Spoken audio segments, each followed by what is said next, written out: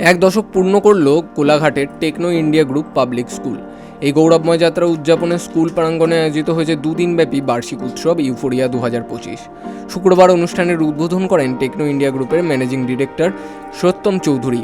10 বছর আগে এই স্কুলের সূচনা লগ্নেও তিনি উপস্থিত ছিলেন।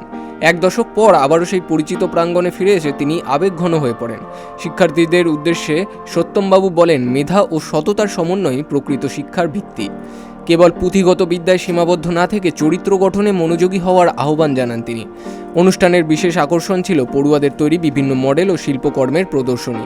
স্কুলের অধ্যক্ষ সুমন চ্যাটার্জি ও শিক্ষকবৃন্দের ব্যবস্থাপনায় এই উৎসব অভিভাবক ও দর্শকদের কাছে ব্যাপক সমাদর পেয়েছে।